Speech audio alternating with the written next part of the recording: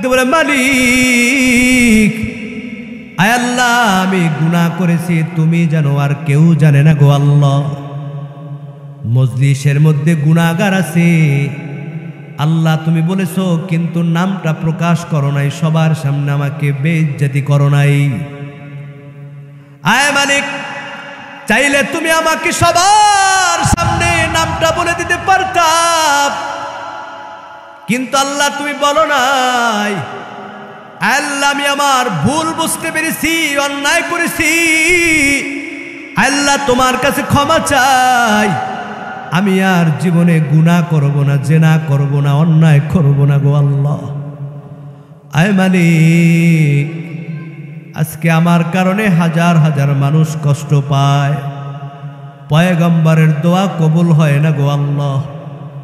ওই যুবক চোখের পানি ফালাইয়া আল্লাহর দরবারে হাউমাউ করে কান্না করে বলে, মালিক আল্লাহ, তুমি ছাড়া কেউ নাই, আমি গুনাহ করেছি, দুনিয়ার কেউ জানে না, একমাত্র তুমি জানো মালিক। আল্লাহ, আমি তওবা করলাম, আমি আর গুনাহ করব না, অন্যায় করব না। ওই যুবক চোখের পানি ফালাইয়া ময়দানের মধ্যে হাউমাউ করে কান্না শুরু করছি। এমত অবস্থায় পয়গম্বর দেখতেছে গোটা আকাশটা মেঘে ভরপুর হয়ে গেছে। ডাক দিয়ে বলে, জিবরাইল বলেছো বৃষ্টি হবে না, আকাশের মধ্যে মেঘ দেখা যায়। জিবরাইল ডাক দিয়ে বলে, নবী, যেই গুনাহগারের কারণে আপনার দোয়া কবুল হয় নাই, ওই গুনাহগার যখন খালেজ দিলে তওবা করেছে, চোখের পানি ফালাইয়া আল্লাহর দরবারে মাপ চাইছি, আল্লাহ তাআলা ওই গুনাহগারকে এমন ভাবে কবুল করেছেন, আল্লাহ তাআলা গোটা মজলিসকে আল্লাহ কবুল করে নিছেন। আল্লাহু আকবার। এ ভাই, আজকে এই বরকতপূর্ণ কোরআনের মজলিসে আপনি আমি যদি জীবনের গুনার কথা স্মরণ করে খালেজ দিলে যদি তওবা করতে পারি, আল্লাহ আমাদের গুনাহ মাফ করতে পারে কি পারে না? কি বলেন, পারে? এজন্য আসুন আল্লাহর দরবারে খালেজ দিলে তওবা করবেন। আল্লাহর হাবিব সাল্লাল্লাহু আলাইহি ওয়াসাল্লাম বলেন, ও সাহাবায়ে কেরাম, আল্লাহ পাক রব্বুল আলামিন কোরআন নাজিল করেছেন, তবে এই কোরআনের মধ্যে সমস্ত আয়াতের মধ্যে দুইটা আয়াত যখন নাজিল হয়, এই দুইটা আয়াত নাজিল হওয়ার পর আমি নবী সবচাইতে বেশি খুশি হয়েছি, আনন্দিত হয়েছি। জোরে বলি সুবহানাল্লাহ। কয়টা আয়াত? আল্লাহর হাবিব বলেন, ও সাহাবায়ে কেরাম, এই দুইটা আয়াত যখন নাজিল হয় আমি নবী এতটা আনন্দিত হয়েছি, কেননা আল্লাহর হাবিব সাল্লাল্লাহু আলাইহি ওয়াসাল্লাম জানেন তার উম্মতেরা গুনাহ করবে, নেকির পাল্লা কম হবে, গুনার পাল্লা ভারী হবে। এ ভাইরা আমার, কারণ আমরা গুনাহ করতে ভালোবাসি, আমরা গুনাহ করতে পছন্দ করি, কিন্তু এমন একজন মালিক আমার, এমন একজন রব, এমন একজন আল্লাহর বান্দা আপনি আমি যত গুনাহ করি না কেন, আল্লাহর দরবারে যদি ক্ষমা চাই, আল্লাহর দরবারে যদি পানাহ চাই, আল্লাহ তাআলা আপনাকে আমাকে মাফ করার জন্য আল্লাহ তাআলা চাওয়ার সাথে সাথে আল্লাহ মাফ করে দেন। এজন্য আল্লাহ পাক রব্বুল আলামিন নবীর মাধ্যমে সুসংবাদ জানাই দিয়েছেন। তাফসীর ইবনে কাসিরের মধ্যে আলোচ্য আয়াতের ব্যাখ্যার মধ্যে উল্লেখ করা হয়, আমার ভাইরা, তাফসীরে আনোয়ারুল কোরআনের মধ্যে একই ব্যাখ্যা উল্লেখ করা হয়। নবীজি আল্লাহর দরবারে একদিন আফসোস করে বলতেছেন, আল্লাহ, আখির নবীকে তুমি অনেক লম্বা হায়াত দিছো, তাদের উম্মতকে অনেক লম্বা হায়াত দিছো, আয় মালিক, কিন্তু আমার উম্মতের হায়াত কম, অল্প জিন্দেগি হায়াত পাবে, এই অল্প জিন্দেগি হায়াতের মধ্যে তাদের আমলনামা কম হবে, নেকির পাল্লাটা হালকা হবে, গুনার পাল্লাটা ভারী হবে। আয় মালিক, আল্লাহ আপনার আখির নবীর উম্মতেরা আল্লাহ তাদের হায়াত আপনি কম দিছেন, কিন্তু পূর্বের নবীরা হায়াত পাইছে 300, 500, 1000, 1500 বছর। জোরে বলি আল্লাহু আকবার। আখির নবীর উম্মতরা 1000 বছর ইবাদত করেছে আয় আল্লাহ, কিন্তু আমার উম্মতরা হায়াত পাবে কম। এই অল্প হায়াতের মধ্যে তাদের নেকির পাল্লাটা হালকা হয়ে যাবে, গুনার পাল্লাটা ভারী হয়ে যাবে।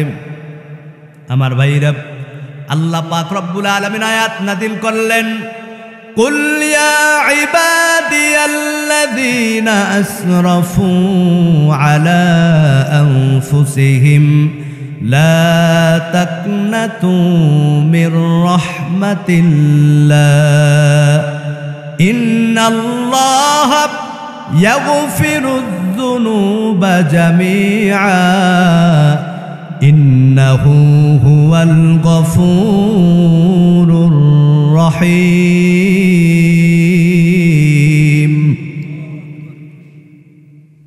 আল্লাহ তাআলা ডাক দিয়ে বলে, বন্ধু আমার,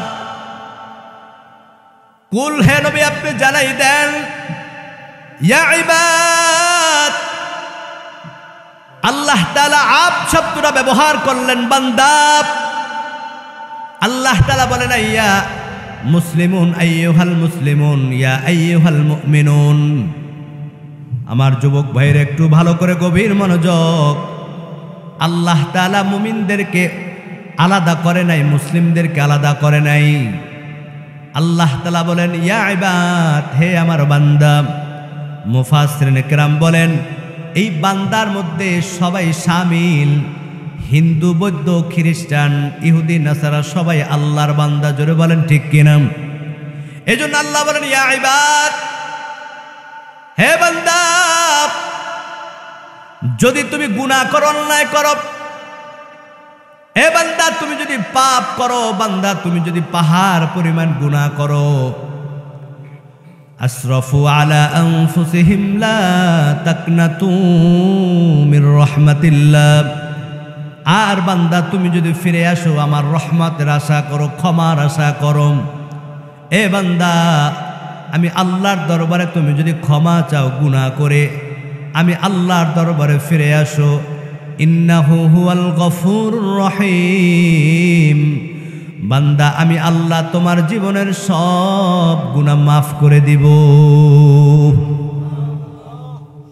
এই ঘোষণাটা কার? এ ভাই, এমন কেউ নাই যে গুনাহ করি নাই। এজন্য সব গুনাহ আল্লাহ তাআলা কিছু আমলের মাধ্যমে মাফ করে দেন, কিন্তু আল্লাহ তাআলা কবিরা গুনাহ তওবা ছাড়া মাফ হয় না। আমার ভাইরা, এজন্য আল্লাহর দরবারে যে যত বেশি গুনার জন্য তওবা করবে, ইস্তেগফার করবে, আল্লাহ তাআলা বলেন, বন্ধু আমার, দোস্ত আমার, আপনার উম্মতদেরকে জানাই দেন, আমি আল্লাহ তাআলা ওই বান্দার উপর তত রাজি এবং খুশি হয়ে যাই। বলি সুবহানাল্লাহ। কারণ যে তওবা করে তার জীবনের গুনাহ মাফ হয়ে যায়। ওই বান্দার গুনাহ এমন ভাবে মাফ হয়, মায়ার নবী বলেন, কেউ যদি খালেদ দিলে পাহাড় পরিমাণ গুনাহ করতে করতে করতে করতে জীবনের শেষ মুহূর্তে মৃত্যু সজ্জায় এমত অবস্থায় আল্লাহর দরবারে যদি তওবা করে ডাক দিয়ে বলে, মালিক আমি অন্যায় করেছি, গুনাহ করেছি, পাপ করেছি গো আল্লাহ, তুমি ছাড়া আমার আর কেউ নাই। আল্লাহ আমি যে গুনাহ করেছি তুমি দেখেছো আল্লাহ, আর কেউ দেখে নাই। আল্লাহ এই গুনাহ নিয়ে মরতে চাই না, তোমার কাছে ক্ষমা চাই। আল্লাহ তুমি আমার গুনাহ মাফ করে দাও। আয় আল্লাহ তুমি আমার গুনাহগুলোকে মাফ করে দাও। মায়ার নবী বলেন, ওই আমার উম্মত যখন চোখের পানি ফালাইয়া আল্লাহর দরবারে তওবা করে ক্ষমা চায়, ইন্নাহু হুয়াল গফুরুর রহিম, আল্লাহ বান্দার জীবনের সব গুনাহগুলোকে মাফ করে দেয়।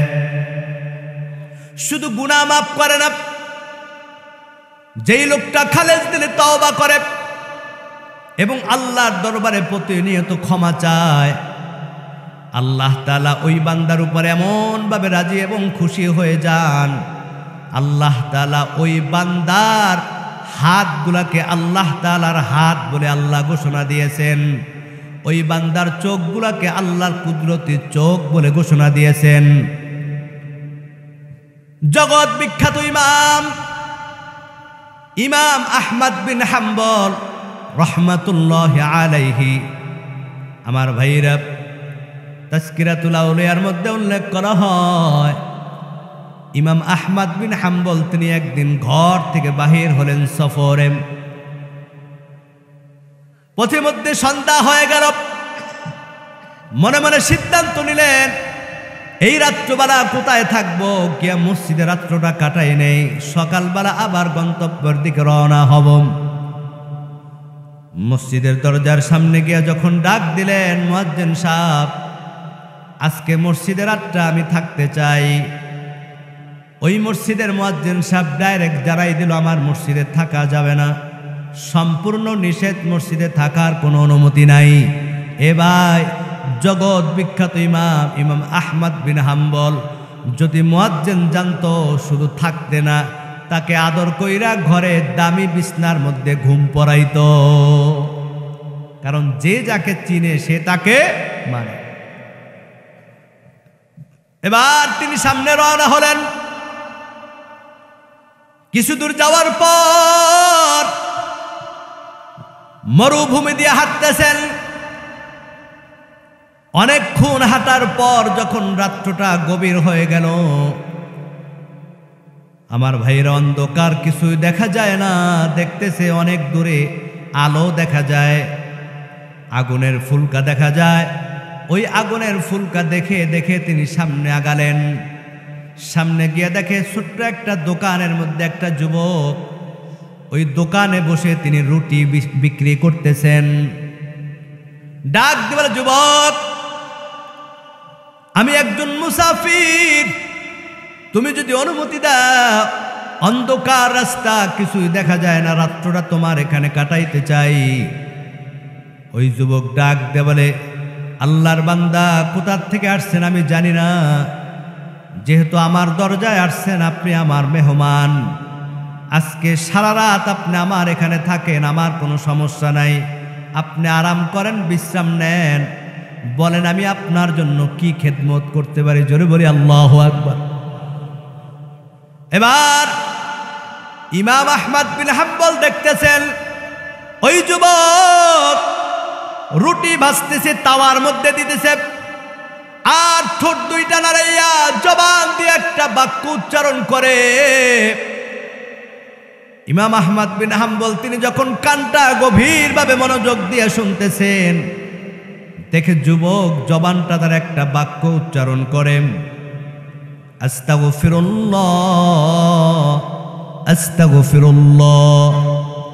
রুটি দেয় আস্তাগফিরুল্লাহ, রুটি উঠায় আস্তাগফিরুল্লাহ, কাস্টমার আসে রুটিটা দেয় আস্তাগফিরুল্লাহ, টাকা রাখে আবার পরে আস্তাগফিরুল্লাহ, প্রত্যেকটা মুহূর্তে জবান দিয়া বের হয় আস্তাগফিরুল্লাহ, আস্তাগফিরুল্লাহ, আস্তাগফিরুল্লাহ। এবার ইমাম আহমদ বিন হাম্বল ডাক দিয়ে বলে, যুবক, আমি খেয়াল করলাম সেই প্রথম থেকে তোমার জবান দিয়া একটা জিকির তুমি করতেছো। এ যুবক, কেন এই একটা জিকির বারবার করো? এটা করে তুমি কি পাইছো? অন্য তো আরো জিকির আছে, এগুলা কেন করো না? কেন জবান দ্বারা তুমি শুধু আস্তাগফিরুল্লাহ, আস্তাগফিরুল্লাহ পরম? ওই যুবক এবার ডাক দিয়ে বলে, ভাই, আমি এই জিকিরটা করে যে নেয়ামত পাইছি, আমার জীবনে আর কোনো আফসোস নাই। জোরে বলে আল্লাহু আকবার। কি তুমি পাইছ? ওই যুবক ডাক দিয়ে বলে, ভাই, এই জিকিরটা করার কারণে, আস্তাগফিরুল্লাহ পড়ার কারণে আল্লাহ পাক রব্বুল আলামিন আমার জীবনে আমি যত দোয়া করছি আল্লাহর কাছে, আল্লাহ তাআলা আমার জীবনের সব দোয়া কবুল করেছেন। আল্লাহু আকবার। জীবনের সব দোয়া কবুল, মুস্তাজাবুদ দাওয়া, যার একটা দোয়াও ফেরত যায় না। আল্লাহু আকবার। ইমাম আহমদ বিন হাম্বল তিনি চমকে গেলেন, কি বলে এই যুবকের সব দোয়া কবুল? হ্যাঁ, সব দোয়া কবুল, তবে একটা দোয়া এখনো বাকি আছে, যেই দোয়াটা এখনো কবুল হয় নাই। এ যুবক, কি তোমার দোয়া, কি দোয়া এখনো তোমার কবুল হয় নাই? ওই যুবক চোখের পানি ফালাইয়া ডাকতে বলে, ভাই, আমি শুনছি আমার বাবার মুখে এই জামানার সব থেকে বড় আলেম, বড় ইমাম আহমদ বিন হাম্বল। আমার জীবনে বড় আশা, আমি নবীকে দেখি নাই, আমি নবীর কোন সাহাবীদেরকে দেখি নাই, কোন তাবিদেরকে দেখি নাই, তবে আমার জীবিত অবস্থায় এই জামানার সব থেকে বড় আলেম ইমাম আহমদ বিন হাম্বলকে যদি এই চোখ দ্বারা একবার দেখতাম, তার সাথে হাতটা লাগাইতাম, মুসাফা করতাম, আমার জীবনটা বড় ধন্য হয়ে যাইত। ইমাম আহমদ বিন হাম্বল চোখের পানি ফালাইয়া আল্লাহর দরবারে ডাক দিয়ে বলে, মালিক, কার সামনে তুমি আমাকে নিয়ে আসলা? ওই যুবক জানেন, আমি যার জন্য দোয়া করি সেই মালিক, সেই লোক আমার সামনে হাজির। আল্লাহু আকবার। এ ভাইরা আমার, এবার ইমাম আহমদ বিন হাম্বল ডাক দিয়ে বলে, যুবক, তোমার আর কাদার দরকার নাই, তোমার আর দোয়ার দরকার নাই। যেই দোয়া আল্লাহ তোমার অপূরণ রেখেছেন, বাকি রেখেছেন, আজকে সেই দোয়াটাও আল্লাহ কবুল করে নিছেন। যাকে দেখার জন্য তুমি পাগল পারা, সেই লোক এই মুহূর্তে তোমার সামনে হাজির। আল্লাহু আকবার। এজন্য ভাইরা আমার, তওবা এবং ইস্তিগফার এমন একটা আমল, পাহাড় পরিমাণ কেউ যদি গুনাহ করে, আর গুনাহ করার পর আল্লাহর দরবারে যদি খালেস দিলে তওবা করে, আল্লাহ তাআলা তার হাতটাকে ফেরত দেয় না। আল্লাহর হাবিবের প্রিয় সাহাবী হযরত আবু হুরায়রা রাদিয়াল্লাহু তাআলা আনহু, তিনি একদিন যখন ঘর থেকে বাহির হলেন, একটা মহিলা পিছন দিক দিয়ে ডাক দিল, আবু হুরায়রা, আমি বহুদিন যাবত তোমাকে খুঁজতেছি একটা কথা বলার জন্য, কারণ আমি জানি তুমি সবথেকে নবীর কাছের সাহাবী। আবু হুরায়রা ডাক দিয়ে বলে, মহিলা, কি বলবা, তাড়াতাড়ি বলো। ওই মহিলা চোখের পানি ফালাইয়া ডাক দিয়ে বলে, আবু হুরায়রা, আমি জীবনে এমন একটা পাপ করেছি, এমন একটা অন্যায় করেছি। এ মা বোনেরা, একটু ভালো করে শুনে নাও, যুবক ভাইরা আমার, আজকে তুমি আমি কত গুনাহ করেছি, অন্যায় করেছি, পাপ করেছি। এই গুনাহ নিয়ে যদি মারা যায়, জাহান্নাম ছাড়া কোনো উপায় নাই রে ভাই। কিন্তু আল্লাহর দরবারে তওবার দরজা খোলা আছে, বন্ধ হয় নাই। আবু হুরায়রার কাছে মহিলা ডাক দিয়ে বলো, আবু হুরায়রা, আমি যে গুনাহ করেছি, অন্যায় করেছি, এই গুনার কারণে আমি প্রতিটা রাত ঘুমাইতে পারি না। আমি যখন বিছানার মধ্যে মাথা দেই, এই গুনাহটা আমাকে বলে, তুই ঘুমাইস না, ঘুমাইস না, আল্লাহ তোকে মাফ করবে না। আমি যখন খানা খাইতে যাই, আমার মনে হয় খানা বলে, তুই পাপী, খানা খাইস না। আমি যখন পানি খাইতে যাই, আমার মনে হয় পানি বলে, তুই পাপী, খানা খাইস না। এ আবু হুরায়রা, আমি এখন কি করব, কোথায় যাব, আমি কিভাবে এই গুনাহ থেকে মাপ পাবো? আবু হুরায়রা ডাক বলে, মহিলা, বলো তুমি কি গুনাহ করেছো, পাপ করেছো? ওই মহিলা চোখের পানি ফালাইয়া ডাক বলে, আবু হুরায়রা, আমার পরিবারের সবাই জানে ভালো, সমাজের লোকজন সবাই জানে ভালো আমি একজন চরিত্রবান মহিলা, কিন্তু আমি যে গুনাহ করেছি, পাপ করেছি, একমাত্র আমি জানি। আবু হুরায়রা ডাক দিল, মহিলা তাড়াতাড়ি বলো কি তুমি পাপ করেছো? ওই মহিলা ডাক দিল, আবু হুরায়রা, আমার যৌবনে আমি শয়তানের ওয়াসওয়াসায় একজন রাখালের সাথে আমি গোপনে জিনা করেছি। ওই জিনা করার পর আমার গর্ভে একটা সন্তান আসে। কেউ জানে না সন্তানটা যখন দুনিয়াতে ভূমিষ্ঠ হয়, ওই সন্তানটাকে আমি নিজ হাতে গলা টিপে হত্যা করেছি। শুধু হত্যা করি নাই, সন্তানটাকে মাইরা পাথরের নিচে চাপা দিয়ে রাখছি। কিন্তু আবু হুরায়রা ওই সন্তানের দিকে তাকাইলে বড় মায়া লেগে যায়। গুনাহ আমি করেছি, সন্তান তো কোনো অপরাধ করে নাই।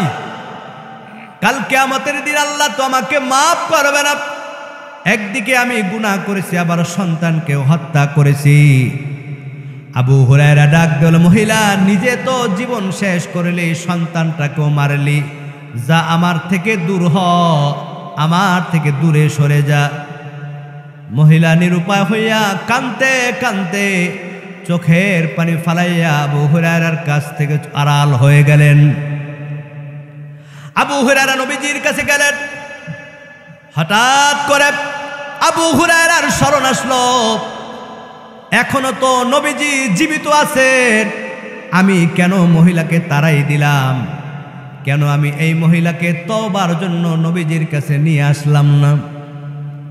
আবু হুরায়রা নবীজির কাছে ডাক দিয়ে বলে, ইয়া রাসূলুল্লাহ, ইয়া হাবিবাল্লাহ, ও নবী, আজকে একজন মহিলা আমার কাছে আসছে, এই অন্যায় করেছি, আমি মহিলাকে ধিক্কার দিছি, মহিলাকে তাড়াই দিছি। আল্লাহর হাবিবের মুখটা মলিন হয়ে গেল। ডাক বলে, আবু হুরায়রা, কেন মহিলাকে তাড়াই দিলি? যাও, তুমি বিনাশ হয়ে যাও, তুমি আমার থেকে দূরে সরে যাও। আবু হুরায়রা অবাক হয়ে গেল। নবীজি ডাক বলে, আবু হুরায়রা, এই মহিলা যে গুনাহ করেছে, অন্যায় করেছে, কিন্তু মহিলা মাপ পাওয়ার জন্য প্রতিটা নিয়ত চোখের পানি ফালাইয়া সে আল্লাহর কাছে কান্না করে। এই মহিলা যখন তোমার কাছে আসছে, তুমি যখন ফিরাই দিছো, এই মহিলা এক মুহূর্তের জন্য কান্না বন্ধ করে নাই। জানো আবু হুরায়রা, আল্লাহ তাআলা এই মহিলার চোখের পানি এমন ভাবে কবুল করেছেন, আল্লাহ পাক রব্বুল আলামিন এই মাত্র জিবরাইলের মাধ্যমে এই মহিলার কারণে আল্লাহ কোরআনের আয়াত আল্লাহ নাজিল করে দিছেন। ইল্লা মান তাবা ওয়া আমানা ওয়া আমিলা আমালান সলিহান। আল্লাহর হাবিব ডাক দিলেন, আবু হুরায়রা,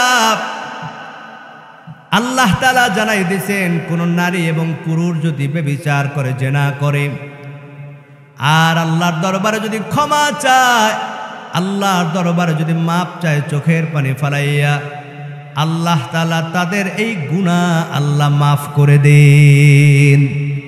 এ আবু হুরায়রা, মহিলাকে সুসংবাদ শুনাই দাও, আল্লাহ এই মহিলার গুনাহকে আল্লাহ মাফ করে দিছেন। আবু হুরায়রা পাগলের মতো ঘুরতেছে, কোথায় সেই মহিলা? সকালবেলা বাজারে গিয়া আবু হুরায়রা ডাক দিয়ে বলতেছে, কে আমার কাছে গতদিন একটা ফতোয়া জানার জন্য গেছিল, সেই মহিলাটা কি?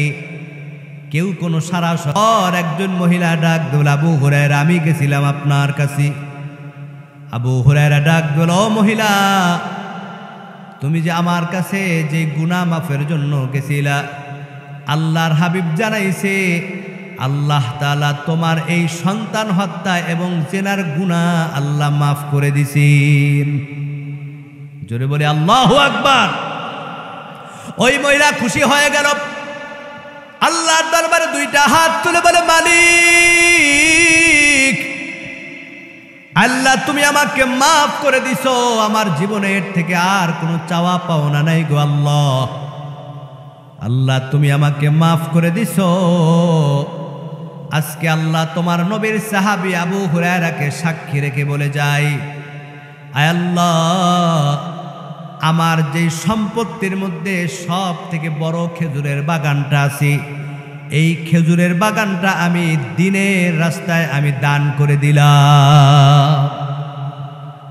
এ ভাইরা আমার, তওবা এমন একটা আমল, ইস্তিগফার এমন একটা আমল, মায়ার নবী সাল্লাল্লাহু আলাইহি ওয়াসাল্লাম বলেন, ইয়া আইয়ুহান নাস তুবু ইলাল্লাহ, হে মানুষ সকল, আল্লাহর দরবারে তওবা করো, খালেস দিলে তওবা করো। কারণ তওবা করতে দেরি আছে, আল্লাহ তাআলা গুনাহ মাফ করতে দেরি করে না। তানবীহুল গাফিলিনের মধ্যে একটা ঘটনা উল্লেখ করা হয়। জগৎ বিখ্যাত আলেম আমার ভাইরা, কিতাবের মধ্যে উল্লেখ করা হয়, আল্লাহর হাবিব সাল্লাল্লাহু আলাইহি ওয়াসাল্লামের প্রিয় সাহাবী হযরত আবু হুরায়রা রাদিয়াল্লাহু তাআলা আনহু এই ঘটনার পরে তাফসীরের মধ্যে এই ঘটনাটা উল্লেখ করা হয়। হযরত মালিক ইবনে দিনার তিনি একদিন বাইতুল্লাহর সফরে গেলেন। ওই বাইতুল্লাহর সফরে গিয়া হজ করে তিনি কাবা ঘরের পাশে খুঁটির মধ্যে হেলান দিয়া তিনি চিন্তা করতেছেন, শত হাজার মানুষ ঘুরে ঘুরে তাওয়াফ করে হজ করে, আহারে যদি জানতে পারতাম কার হজ কবুল হয়েছে, কার হজটা কবুল হয় নাই। এ ভাই, কবুল করার মালিক কি? আরো জোরে বলেন। আল্লাহর দরবারে যদি কেউ খালেস দিলে তওবা করে, খালেস দিলে চায়, আল্লাহ মাফ করতে পারে কি পারে না? যুবক ভাইরা একটু ভালো করে শুনো, মালিক ইবনে দিনার যখন চক্ষুটা বন্ধ করলেন, একটু মুরাকাবার মতো পড়লেন, কে যেন স্বপ্নে ডাক দিয়ে বলে, মালিক ইবনে দিনার, অন্যের হজ নিয়ে তোমার টেনশন করার দরকার নাই, তুমি তোমারটা নিয়ে টেনশন করো, চিন্তা করো। তবে মালিক ইবনে দিনার, সুসংবাদ শুনে নাও, আল্লাহ তাআলা এবছর সমস্ত হাজীদের হজ আল্লাহ কবুল করেছেন। জোরে বলে আল্লাহু আকবার। তবে মালিক ইবনে দিনার একজন ব্যক্তির হজ আল্লাহ কবুল করে নাই। কে সেই ব্যক্তি? বলে সেই ব্যক্তির নাম হচ্ছে মুহাম্মদ ইবনে হারুন, যার বাড়ি হচ্ছে বাগদাদে। মালিক ইবনে দিনারের ঘুমটা ভেঙে গেল, দৌড়াই গেলেন ওই মক্কার কাবার প্রান্তে, বাগদাদ থেকে যে কাফেলা আসছে তাদের তাঁবুর মধ্যে।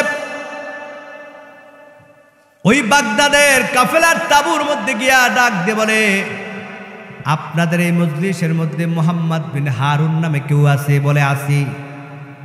বলা মাত্র একটা যুবক বসা থেকে দাঁড়িয়ে গেল, হ্যাঁ, মুহাম্মদ বিন হারুন, তিনি আমাদের এই কাফেলার সরদার, কাফেরদের জিম্মাদার, তিনি বড় আল্লাহওয়ালা, তিনি একাধারে 40 বছর পর্যন্ত তাহাজ্জুদ ছাড়ে না। জোরে বলে আল্লাহু আকবার।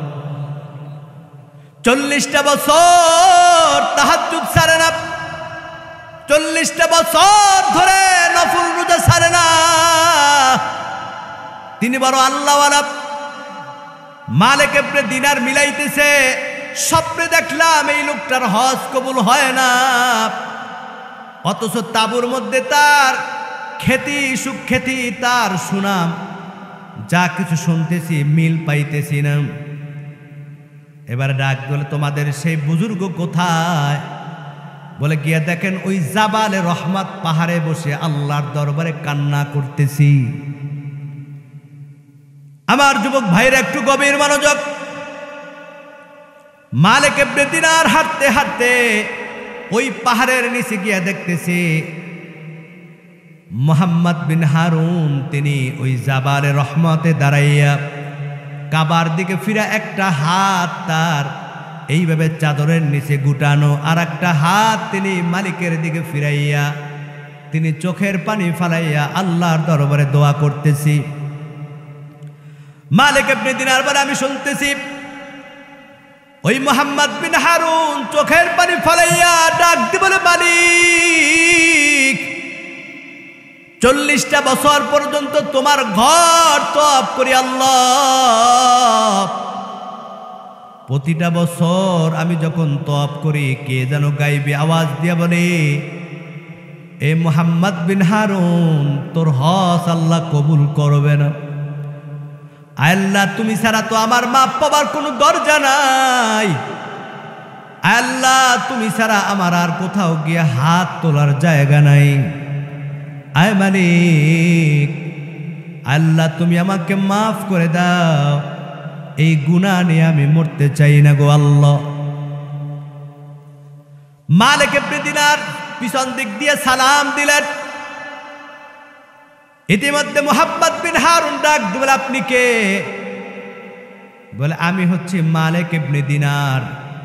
বলে অনেক আগে শুনছি, জমানার বড় বিখ্যাত আলেম মালিক ইবনে দিনার, আপনি কে? সেই বলে না, আমি তেমন কোনো বুজুর্গ না, তেমন বড় আলেম না, সাধারণ মানুষ। মুহাম্মদ বিন হারুন কাছে চলে আসলেন। আমার ভাইরা, মালিক ইবনে দিনার ডাক দিয়ে বলে, ভাই আমি এইভাবে স্বপ্নে দেখলাম আপনার হজ কবুল করা হয় নাই, অথচ আপনার তাঁবুর মধ্যে আপনার খ্যাতি শুনলাম, সুনাম শুনলাম, কিছুই বুঝলাম না রে ভাই।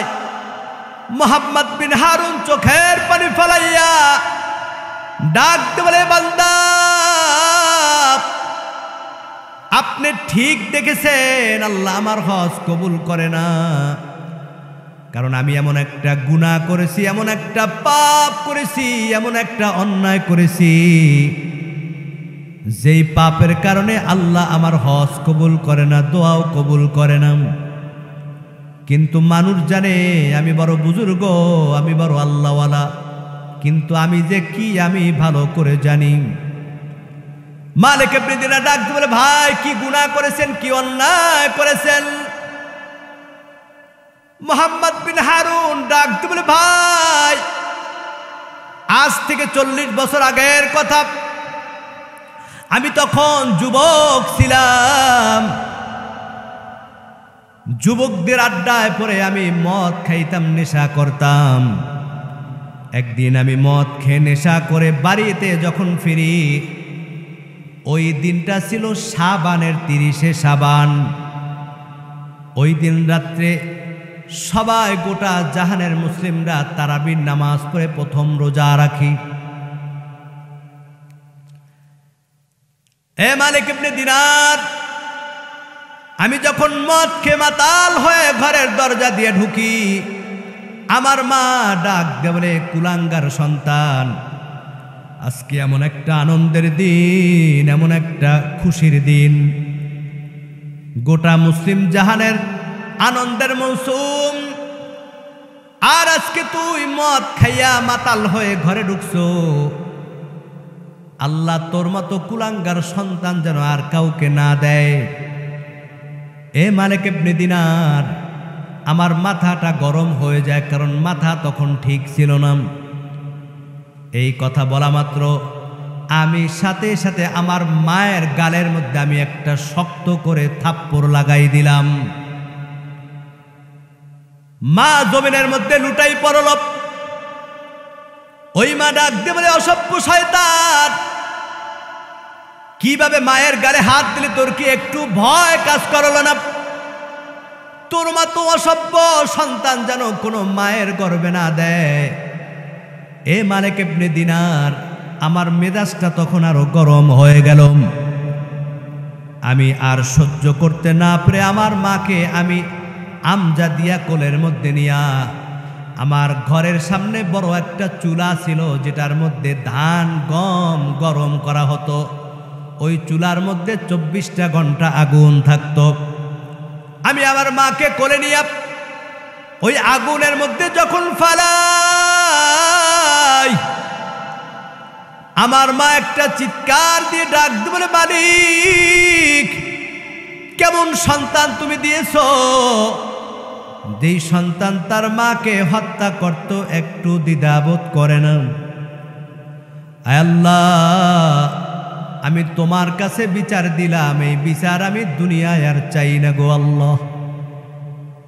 মোহাম্মদ বিন হারুন ডাক দিল, ভাই আমি দেখছি আমার মা শাহাদত আঙ্গুলটা জাগাইয়া আল্লাহর দরবারে আমার নামে বিচার দিয়েছে।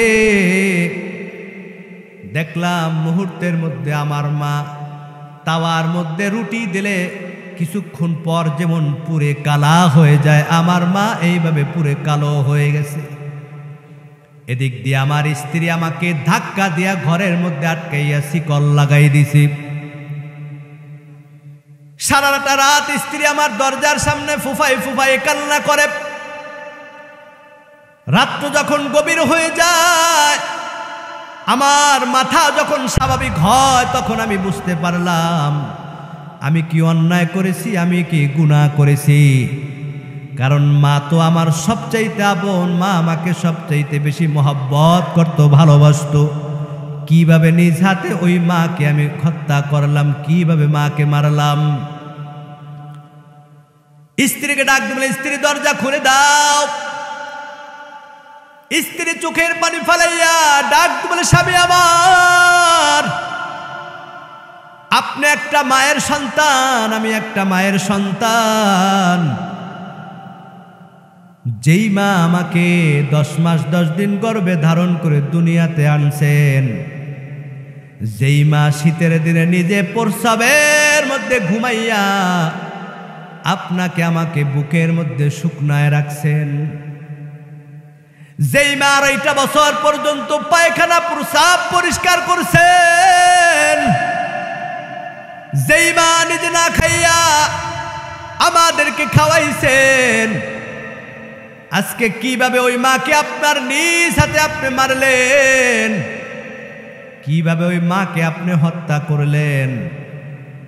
এবার ওই যুবক ডাক দে বলে, আমি স্ত্রীকে ডাক দিয়ে বললাম, স্ত্রী দরজাটা খুলে দাও, আমি বাহিরে বের হব, মায়ের কাছে যেতে চাই। মোহাম্মদ বিন হারুন বলে, আমি গিয়ে দেখি আমার মা চুলার মধ্যে কালো কয়লা হয়ে গেছি। আশেপাশে মহিলারা সবাই ধিক্কার দিতেছে, এমন জালিম সন্তান আল্লাহ যেন কাউকে না দেয়, যে সন্তান নিজ হাতে মাকে হত্যা করে। এ মালিক ইবনে দিনার, আমার তখন বুঝে আসলো আমি কি অন্যায় করেছি, কি গুনাহ করেছি। সাথে সাথে আমার ঘরে 8000 দিনার ছিল, আমি সবগুলা মায়ের জন্য দান করে দিছি। এরপর আমার দিলটা মানে না কিভাবে এই হাত দ্বারা মাকে আমি হত্যা করলাম। আমার দিলটা পেরেশান হয়ে গেল, কলিজাটা ছটফট করতেছে। এ মালিক ইবনে দিনার, আমি সাথে সাথে একটা কুড়াল নিয়ে, ধারালো কুড়াল, আমার হাতটাকে একটা কপ দিয়া কবজিটা আলাদা করে দিয়েছি। ওই দিন যে আমি ঘর থেকে বাহির হয়েছি, আর আমি ঘরে একটা রাতও কাটাই নাই। প্রতিটা রাত যখন ঘুমাইতে যাই, আমার মনে হয় মা ডাক দিয়ে বলে, সন্তান কিভাবে তোর হাতে মাকে হত্যা করলি। প্রত্যেকটা রাত ওই মায়ের চেহারাটা আমার মনে পড়ে যায়। এ মালিক ইবনে দিনার, আমি ক্ষমার জন্য প্রতিটা বছর আমি বাইতুল্লাহর সামনে এসে হজ করি, তাওয়াফ করি, কিন্তু প্রতিটা বছর আমার হজের সময় কে যেন গাইবি আওয়াজ দিয়ে বলে, এ মোহাম্মদ বিন হারুন, তোর হজ করার দরকার নাই, তোর হজ আল্লাহ কবুল করবে না, তুই যতই দোয়া করো আল্লাহ তোর দোয়াও কবুল করবে না। কি করব, আল্লাহর দরবার ছাড়া তো আর কোথাও মাপ পাওয়ার জায়গা নাই। মালিক ইবনে দিনারের শরীরটা থরথর করে কাঁপতেছি। ডাক দিয়ে বলে, মোহাম্মদ বিন হারুন কেন এইভাবে জঘন্য কাজ করলেন। মোহাম্মদ বিন হারুন চোখের পানি ফেলাইয়া কান্না করতেছে, কি করব এখন, আমার কি করার আছে। 40টা বছর এই মা হত্যার জন্য একটা রাতও ঘুমাই না, একটা দিনও রোজা ছাড়ি না, কিন্তু আল্লাহ তাআলা আমার উপর এমন ভাবে বেজার হয়েছেন।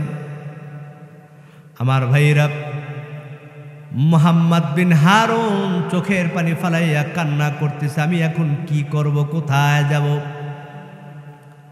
আমার ভাইরা, এমত অবস্থায় মালিক ইবনে দিনার ডাক দিয়ে বলে, ভাই আমি আপনাকে একটা আমল শিখাই দেই, এই আমলটা করতে থাকেন, আল্লাহ যদি সহায় হয় আল্লাহ আপনাকে মাফ করে দিতে পারে। কি আমল?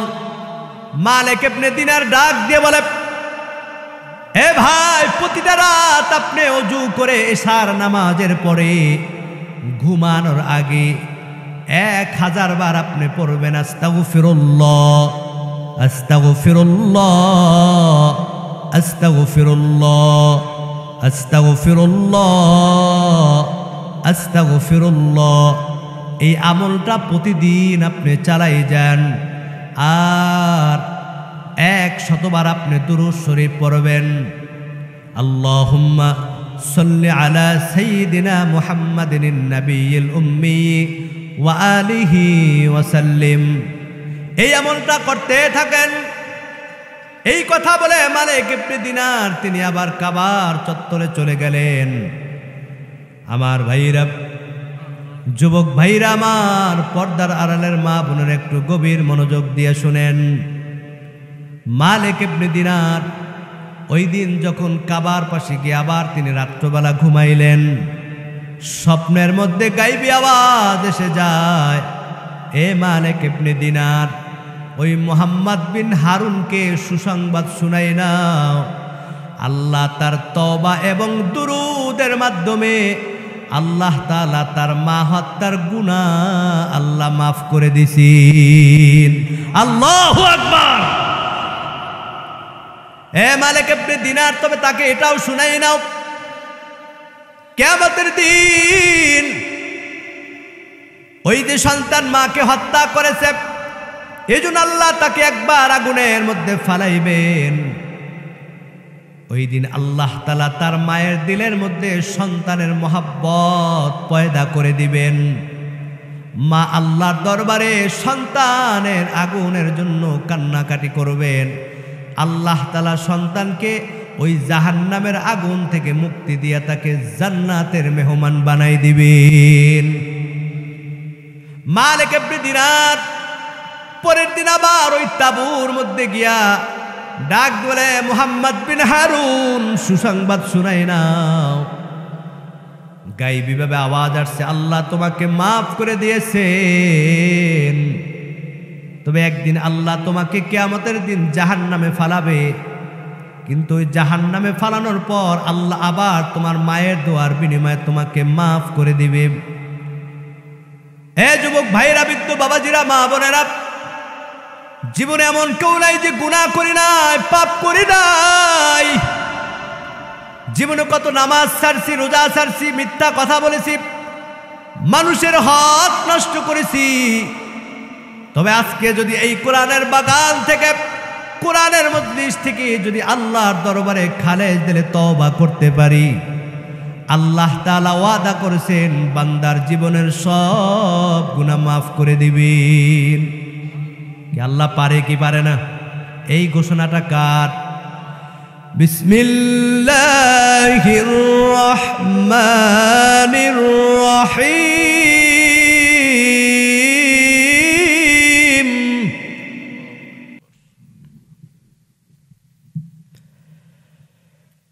কুল ইয়া ইবাদিয়াল্লাযীনা আসরাফু আলা أنفسهم لا تقنطوا من رحمة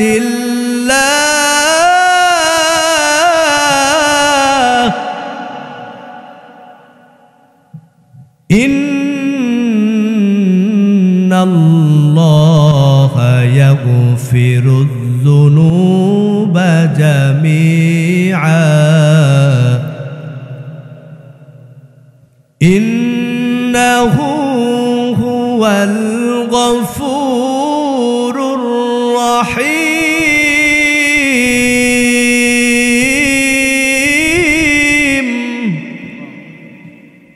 আল্লাহ পাক রব্বুল আলামিন বলে, নবী আমার আপনার উম্মতদেরকে বলে দেন, যদি আপনার উম্মতেরা পাহাড় পরিমাণ গুনাহ করে, অন্যায় করে, নামাজ পড়ে নাই, রোজা রাখে না, মিথ্যা বলেছে, অন্যায় করেছে, পাপ করেছে, আমি আল্লাহর দরবারে চোখের পানি ফালাইয়া খালেজ দিলে যদি তওবা করি, আমি আল্লাহর দরবারে চাইতে দেরি হয়, আমি আল্লাহ বান্দার জীবনের সব গুনাহ মাফ করে দিব।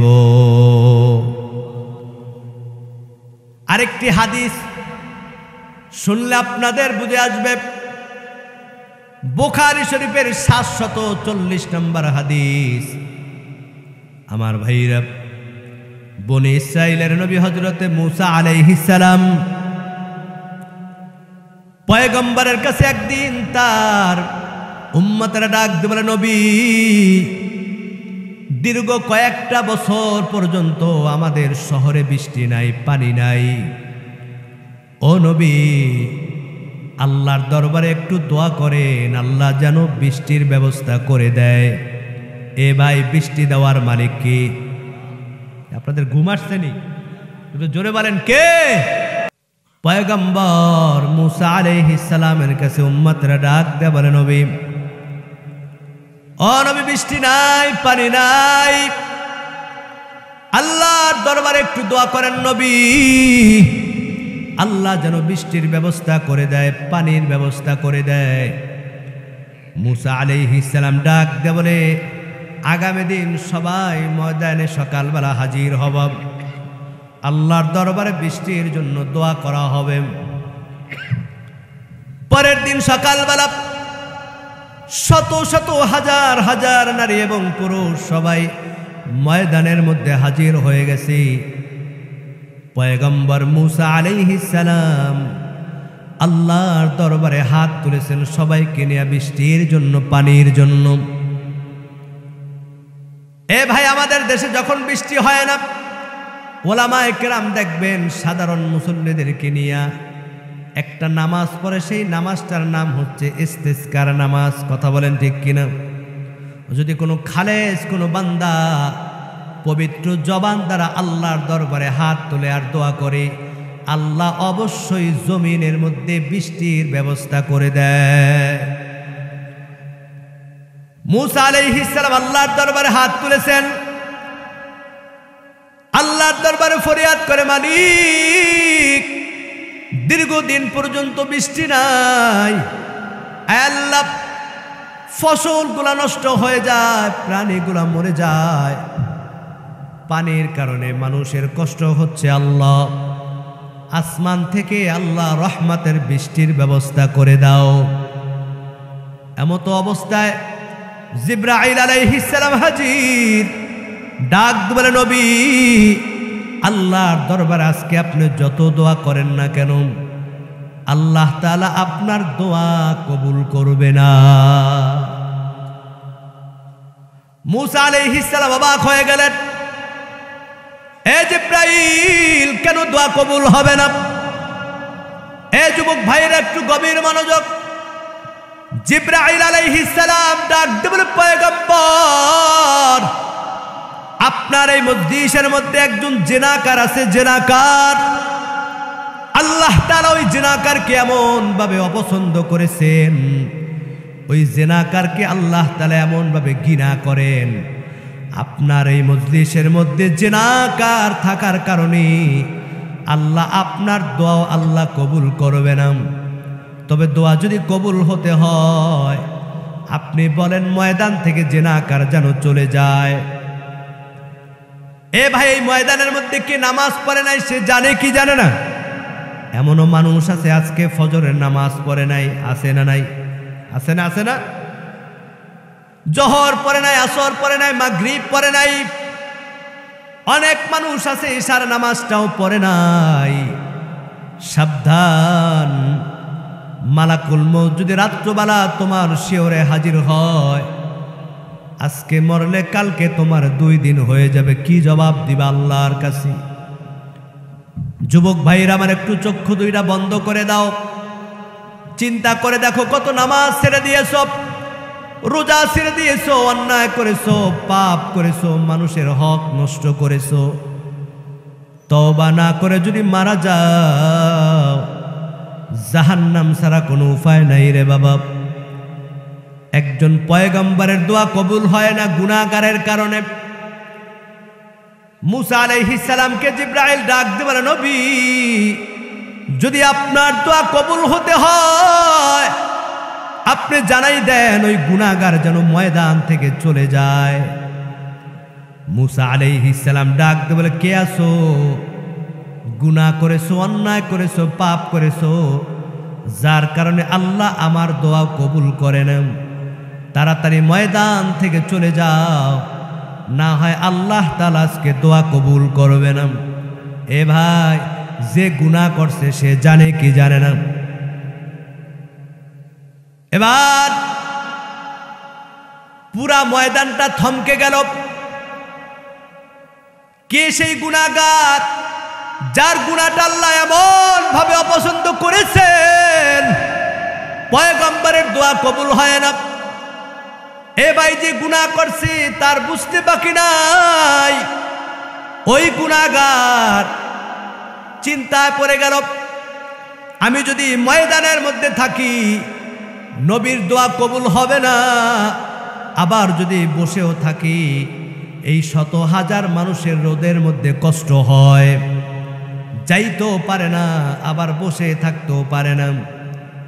যদি ময়দান থেকে চলে যায় সবাই আমাকে চিনে ফেলবে, আমি সেই গুনাহগার, আমার কারণে নবীর দোয়া কবুল হয় না। যুবক ভাইরা আমার, ওই যুবক চিন্তায় পড়ে গেল, কি করা যায়? কান্না করতেও পারে না, মানুষ সবাই দেখে ফেলবে। কানতেও পারে না, আবার উঠে যাইতেও পারে না, বসে থাকতেও পারে না। এমত অবস্থায় গুনাহগার মাথাটা নিচু কইরা, চক্ষু দুইটা বন্ধ কইরা বলে, মালিক, আয় আল্লাহ, আমি গুনাহ করেছি, তুমি জানো, আর কেউ জানে না গো আল্লাহ।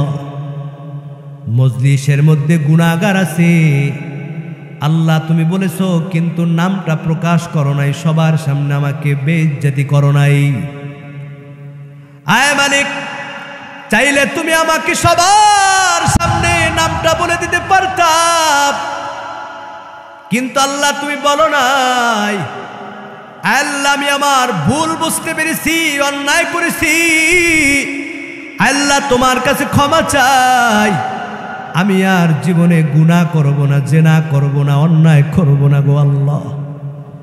আয় মালিক, আজকে আমার কারণে হাজার হাজার মানুষ কষ্ট পায়, পয়গম্বরের দোয়া কবুল হয় না গো আল্লাহ।